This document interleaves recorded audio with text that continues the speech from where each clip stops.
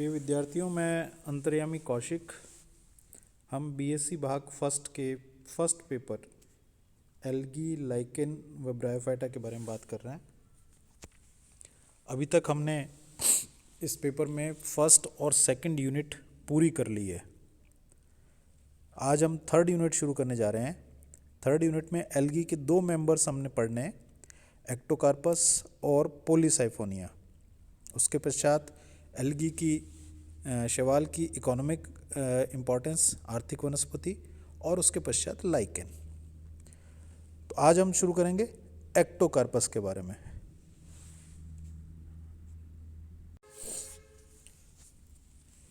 Ectocarpus एक macroscopic, मैंने पहले भी बताया था आपको, एक ऐसा पादप जो नग्न आँखों से देखा जा सके, जिसकी संरचना इतनी बड़ी हो कि वो बिना माइक्रोस्कोप के देखा जा सके। इस प्रकार का एक पादप है जो विषम तंतु की है। इसमें दो प्रकार के तंतु पाए जाते हैं, एक आधार पर जो इसको आधार से चिपकाए रखता है, और एक एरियल या वायवीय जो जल में ऊपर की ओर तैरता रहता है। इसलिए ये एक सिंपल प्रकार का फियोफाइसी समूह का एक शैवाल है, जिसे हम सामान्य रूप से ब्राउन एल्गी के नाम से जानते हैं, जो अभी अपनी अपरिपक्व अवस्था में पीले भूरे रंग का होता है और परिपक्व अवस्था में ये गहरे भूरे रंग का हो जाता है। ये शैवाल समुद्री जल में और कुछ इसकी प्रजातियां अलवणीय जल में भी पाई जाती हैं। यह अधिकांशतः चट्टानों और किनारे पर या अन्य शैवालों के साथ चिपका हुआ पाया जाता है। सबसे पहले बात करते हैं हम इसके टेक्सोनोमिक पोजीशन की, इसके वर्गीकरण की। यह फियोफाइसी समूह का फियोफाइटा डिवीजन, क्लास आइसोजेनरेटी, ऑर्डर एक्टोकार्पेल्स, फैमिली एक्टोकार्पेसी और जीनस एक्टोकार्पस। चित्र में एक्टोकार्पस का पादप दिखाया गया है जो पीले भूरे रंग का आपको दिखाई दे रहा है। जब ये पूरी तरह से परिपक्व हो जाएगा, ये भूरे रंग का हो जाएगा, इसलिए हम इसे ब्राउन एल्गी कहते हैं। डिस्ट्रीब्यूशन, एक्टोकार्पस विश्वव्यापी शैवाल है जो शीतोष्ण तथा ध्रुव क्षेत्रों में समुद्र के ठंडे जल में पाया जाता है। इसकी जातियां प्रशांत तट पैसिफिक कोस्ट पर, अटलांटिक तट या अटलांटिक कोस्ट पर वितरित हैं या पाई जाती हैं। कुछ इनमें से समुद्री शैवाल हैं और कुछ प्रजातियां इसकी अलवणीय जल में पाई जाती है। कुछ प्रजातियां उथले जल में भी पाई जाती हैं। इसकी एक प्रजाति एक्टोकार्पस फैसिकुलेटस है जो अधिजांतवी या एपिजोइक है। एपिजोइक यानी जो किसी भी जंतु के शरीर के ऊपर उगती है, उसे हम एपिजोइक कहते हैं। अधिजांतव या एपिजोइक है। इसकी एक प्रजाति है एक्टोकार्पस डर्मिनिमेटस। यह एक एंडोफाइटिक प्रजाति है, अंतः पादपी प्रजाति है, पादप के अंदर पाई जाती है। तो इस प्रकार से एक्टोकार्पस एक वैरायटी जीवन में बहुत सारे प्रकार जो है प्रदर्शित करता है। ये मछलियों के पंखों पर पाया जाता है, कछुए के शेल के ऊपर पाया जाता है, चट्टानों पर पाया जाता है, समुद्री पौधों पर पाया जाता है। तो इस प्रकार से इसकी कुल 410 प्रजातियां विश्व में पाई जाती है, जिनमें से 16 प्रजातियां भारत में पाई जाती हैं। अब इसकी बाह्य संरचना के बारे में बात करते हैं। एक्टोकार्पस एक हमने जैसे पहले बताया ब्राउन एल्गा है। इसका जो तंतु है वो शाखित प्रकार का तंतु है, ब्रांच्ड है। थैलस इसका ब्राउन और येलो दिखाई देता है। लगभग 30 सेंटीमीटर बड़ा होने के कारण ये मैक्रोस्कोपिक है, नग्न आंखों से देखा जा सकता है। इसके जो प्लांट हैं, पादप हैं, वो डायोशियस हैं। क्योंकि मेल और फीमेल जो कोशिकाएं हैं वो डिफरेंट थैलस पर, अलग अलग थैलस पर पाई जाती हैं। हेटेरोट्राइकस विषम तंतु की हमने पहले बात की। विषम तंतु की शैवाल में एक तंत्र जो है वो मूलाभासी तंत्र होता है, जिसे हम प्रोस्ट्रेट राइजोइडल सिस्टम कहते हैं। मूलाभासी तंत्र, मूलाभास के बारे में हमने पहले बात की है। एक ऐसी जड़ नुमा संरचना जो पादप को आधार के साथ चिपकाए रखती है तथा जड़ के सभी कार्य करती है, इसे हम मूलाभास कहते हैं। तो एक ऐसा तंत्र पाया जाता है जो आधार से चिपका रहता है, इसे हम श्यान मूलाभासी तंत्र या प्रोस्ट्रेट राइजोइडल सिस्टम कहते हैं। दूसरे प्रकार के फिलामेंट हैं जो जल में ऊपर की ओर पाए जाते हैं, इन्हें हम उदग्र शाखित तंत्र या इरेक्ट ब्रांच सिस्टम कहते हैं।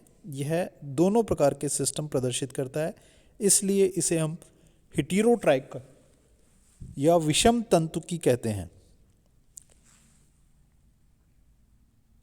मोनोसाइफोनस, इसके अंदर जो तंतु है उसमें एक कोशिका एक दूसरे के साथ जुड़ती हुई एक तंतु का निर्माण करती है।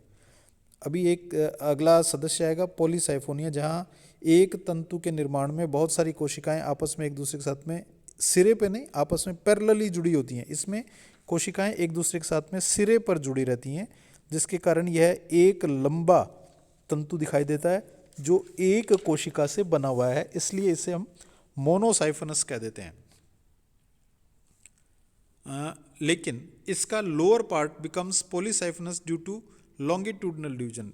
आधारीय भाग में कुछ स्थान पर कोशिकाएं लंबवत विभाजन के द्वारा विभाजित हो जाती हैं, जिसके कारण यह आधारीय भाग पर पॉलीसाइफोनस आपको दिखाई देगा। The prostrate part portion found attach to the substratum. आधारीय भाग जो हमने मूलाभास तंत्र कहा था वह आधार के साथ चिपका हुआ दिखाई देता है।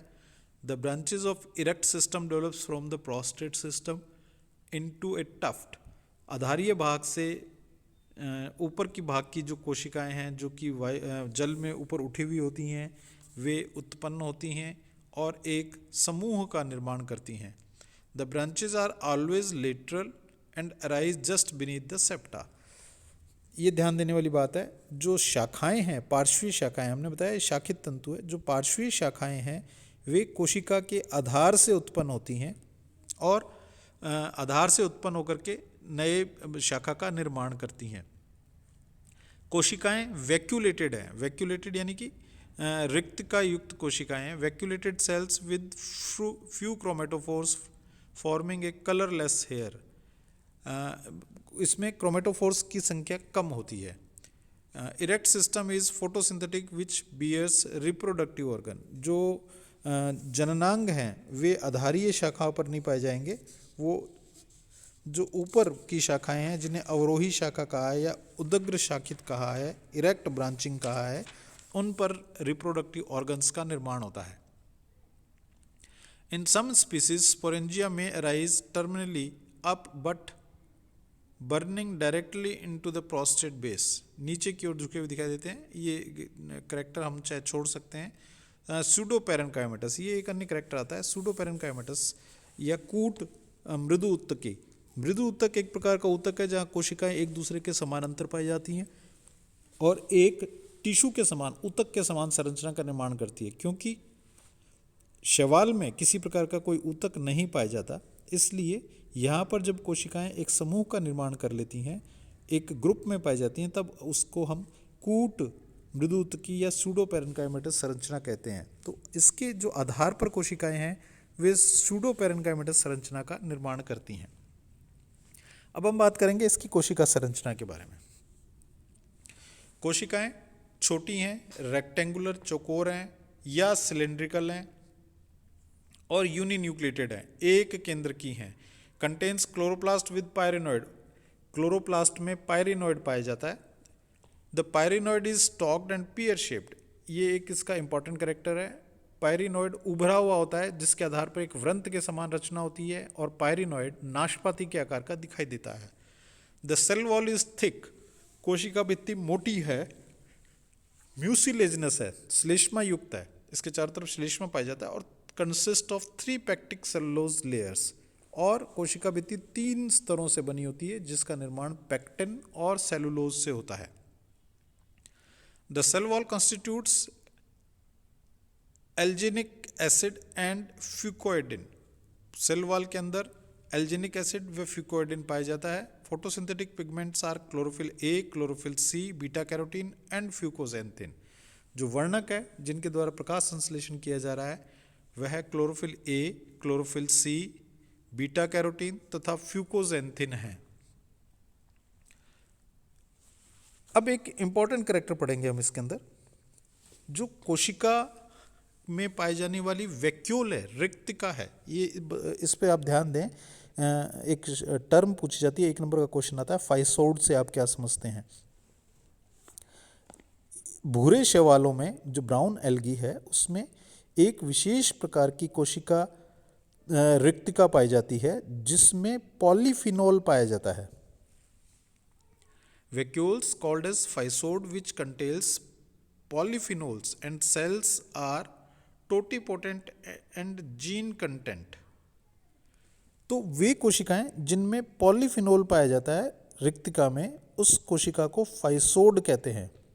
और ये कोशिकाएं जो रिक्तिकाएं हैं जिनमें फाइसोड है उन्हें हम लाइसोसोम से कंपेयर कर सकते हैं। लाइसोसोम एक कोशिकांग पाया गया जाता था जिसको हम सुसाइड वैक्यूल भी कहते थे, जो कोशिका को नष्ट करने का कार्य करता था।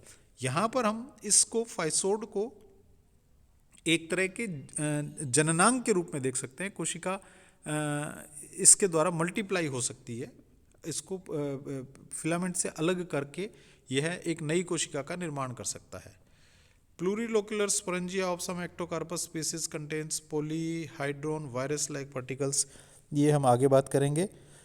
जो एक्टोकार्पस में मुख्य वर्णक थे chlorophyll A, chlorophyll C, carotene और ज़ैंथोफिल्स, इनमें फ्यूकोजेंथिन की मात्रा क्लोरोफिल से ज़्यादा होती है और इस फ्यूकोजेंथिन का रंग जो है वो भूरा होता है, इसलिए क्लोरोफिल का हरा रंग छिप जाता है और फ्यूकोजेंथिन की अधिक मात्रा के कारण जो शैवाल है उसको एक नई पहचान मिलती है ब्राउन कलर की, भूरे रंग की, इसलिए हम इसे ब्राउन एल्गी कहते हैं।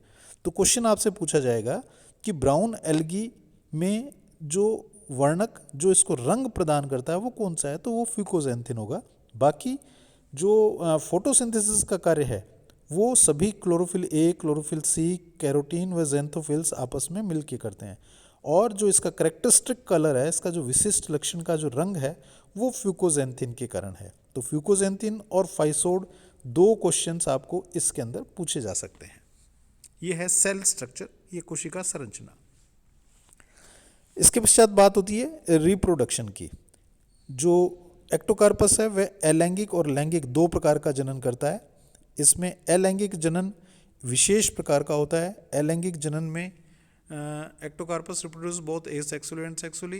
Asexual reproduction takes place by means of biflagellated zoospores produced by 2 kinds of sporangium। अब यहाँ आपने ध्यान देना है, जो बीजाणु हैं वो चल प्रकार के हैं, बाइफ्लैजिलेटेड हैं, द्विकशाभिका युक्त हैं, यूनिन्यूक्लिएटेड हैं, एक केंद्र की हैं। इनका निर्माण 2 प्रकार की चल बीजाणुधानियों में होता है, यानी कि एक्टोकार्पस में 2 प्रकार की चल बीजाणुधानियाँ पाई जाती हैं जो जूस्पोर का निर्माण करती हैं, चल बीजाणु का निर्माण करती हैं, और यह चल बीजाणु अलैंगिक का जनन का कार्य करता है। अब ये 2 प्रकार की बीजाणुधानियाँ कौन सी हैं? एक है एक कोष्ठकी चल बीजाणुधानी यूनिलोक्यूलर स्पोरेंजियम, और दूसरी है बहुकोष्ठकी चल बीजाणुधानी या प्लूरीलोक्यूलर स्पोरेंजियम। तो यहाँ 2 प्रकार का दिखा रहा है, यूनी सेलुलर और यूनिलोक्यूलर स्पोरेंजिया और मल्टी सेलुलर और प्लूरीलोक्यूलर स्पोरेंजिया, जिनके द्वारा अलैंगिक जनन पाया जाएगा। अब सबसे पहले बात करते हैं यूनिलोक्यूलर स्पोरेंजियम की। यूनिलोक्यूलर स्पोरेंजियम जो है वो the terminal cell of short branches develop into unilocular sporangia. जो बीजाणुधानियाँ छोटी उपशाखाओं के शीर्ष पर विकसित होती है, इन्हें हम यूनिलोक्यूलर स्पोरेंजियम कहते हैं। Chromatophores increases with in the young sporangium and becomes several fold. इसमें वर्णक एकत्र हो जाता है और बहुत कई गुना हो जाता है, सेवरल फोल्ड्स हो जाता है। The diploid nucleus of the initial cell first undergoes meiosis following by mitotic division to produce haploid daughter nuclei. जो कोशिका का केंद्रक है, जो द्विगुणित है,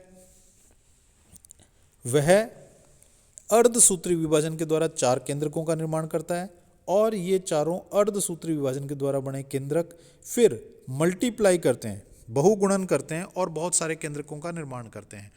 There is cleavage of the cytoplasm to form many uninuclear protoplasm units।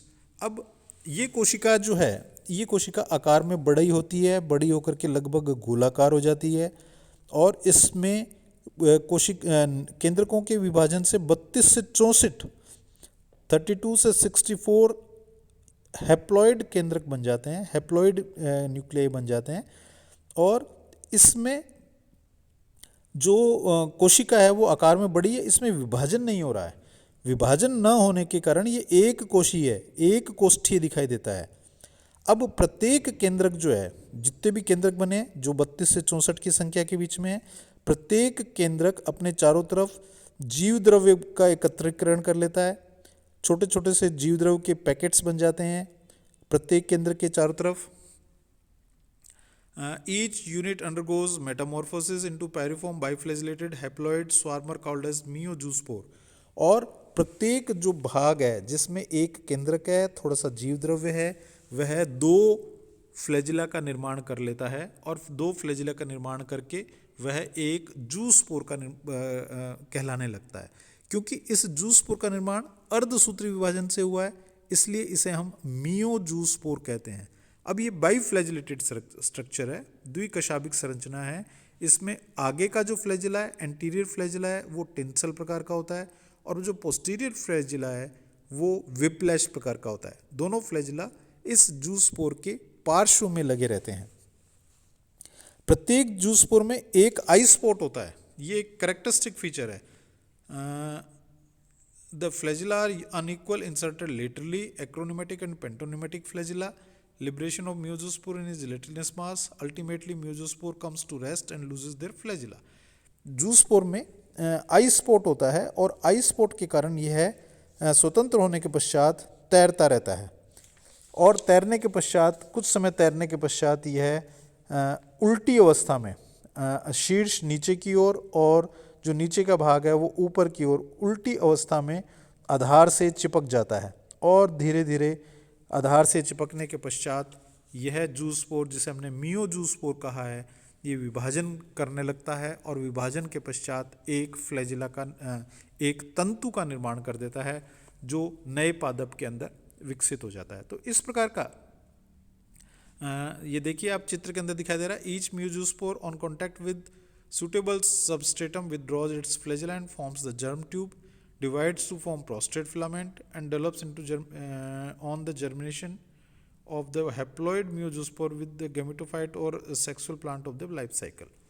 अब यहाँ जो नोट करने वाली बात है, ध्यान देने वाली बात है, वह यह है कि जब इस फ्लैजिला का निर्माण हुआ था वह कोशिका द्विगुणित थी। उस कोशिका में, मातृ कोशिका में अर्धसूत्री विभाजन हुआ।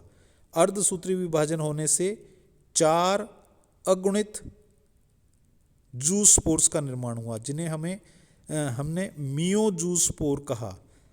ये जूस्पोर्स अगुणित हैं।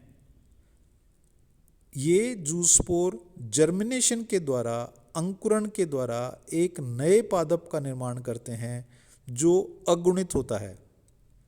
दोबारा ध्यान दें, जो एक्टोकार्पस है उसका मुख्य पादप द्विगुणित है। इन जूस्पोर्स के द्वारा या इन चल बीजाणुओं के द्वारा बनने वाला जो पादप है वह अगुणित है। अब क्या होगा, जो नया पादप बन जाएगा वो अगुणित होगा, लेकिन ये अगुणित पादप अब यूनिलोक्यूलर या एक कोष्ठ की बीजाणुधानियों का निर्माण नहीं कर पाएगा, क्योंकि अगुणित पादप के द्वारा अब सिर्फ सेक्सुअल रिप्रोडक्शन में, लैंगिक जनन में ही भाग लिया जाएगा, अलैंगिक जनन में भाग नहीं लिया जाएगा, क्योंकि इसकी कोशिकाएं अगुणित हैं। तो यह हुआ पहला प्रकार का जूस्पोरेंजियम, जिसे हमने नाम दिया एक कोष्ठकी या यूनिलोक्युलर जूस्पोरेंजियम। इसके पश्चात बात करते हैं हम प्लूरिलोक्युलर स्पोरेंजियम या बहुकोष्ठकी स्पोरेंजियम के बारे में। इसका निर्माण भी शीर्षस्थ कोशिका पर होता है, कोशिका के शीर्ष पर दिखाई देगा। Elongated conical multi cellular bodies develop singly और डिप्लोमा और एसेक्सुअल प्लांट। अब इसका निर्माण जो है वह अलैंगिक, इसको दोबारा समझें, इसका निर्माण जो प्लूरिलोक्युलर जूस्पोरेंजियम है उनका निर्माण दोनों प्रकार के पादपों पर हो सकता है। एक पादप जो द्विगुणित था और एक पादप जो अगुणित था, और इसके द्वारा बनने वाले जूस्पोर उसी तरह से कार्य करेंगे। अगर इसके द्वारा इसका निर्माण द्विगुणित पादप पर हो रहा है तो वह द्विगुणित पादप का निर्माण करेंगे, और अगर इसका निर्माण अगुणित पादप पर हो रहा है तो वह नर व मादा युग्मकों के रूप में कार्य करेंगे और सेक्सुअल रिप्रोडक्शन में पार्टिसिपेट करेंगे। The apical cell enlarges and functions as sporangium initial. This enlarges and undergoes mitotic division, as a result of which a multicellular cone-like structure is produced, forming a plurilocular sporangia. अब यह जो कोशिका बड़ी हुई है, यह कोशिका समसूत्री विभाजन करती है, माइटोसिस करती है, और माइटोसिस के द्वारा बहुगुणित कोशिका के रूप में परिवर्तित हो जाती है। ये कोशिका आकार में कई गुना बड़ी हो जाती है और इसमें 6 से 12 कोशिकाओं की एक श्रृंखला बन जाती है, और इन कोशिकाओं में 20 से 40 अनुप्रस्थ परतें होती हैं। लॉन्गिट्यूडनल 6 से 12 डिवीजन होंगे और ट्रांसवर्स 20 से 40 डिवीजन होंगे, जिसके कारण सैकड़ों की संख्या में कोशिकाएं बन जाती हैं। और यह जो बनने वाला जो स्पोरेंजियम है, यह चल बीजाणुधानी है, इसे हम प्लूरिलोक्युलर स्पोरेंजियम कहते हैं। प्रत्येक कोशिका के द्वारा एक एक चल बीजाणु का निर्माण किया जाता है। यह चल बीजाणु उसी प्रकार से द्विकशाभिक होता है। इसके पार्श्व में 2 कशाभिकाएं पाई जाती हैं और 2 कोशिकाएं इसके पार्श्व में 2 फ्लैजिला पाए जाते हैं, कशाभिकाएं पाई जाती हैं, और एक आगे वाला कशाभिक जो है वह लंबा होता है, छोटा वाला पीछे वाला जो कशाभिक है वह छोटा होता है। कुछ समय तक ये तैरते रहते हैं। यदि यह जूस्पोर के रूप में कार्य करते हैं तो यह द्विगुणित पादप का निर्माण करते हैं, और यदि यह लैंगिक अंगों के रूप में कार्य करते हैं तो यह नर युग्मक और मादा युग्मक के रूप में कार्य करने लगते हैं। तो इस प्रकार से एक्टोकार्पस में जो अलैंगिक जनन है वह 2 प्रकार से हो रहा है। विद्यार्थियों, आज इतना ही। अगले लेक्चर में हम इसके सेक्सुअल रिप्रोडक्शन या लैंगिक जनन के बारे में बात करेंगे। धन्यवाद।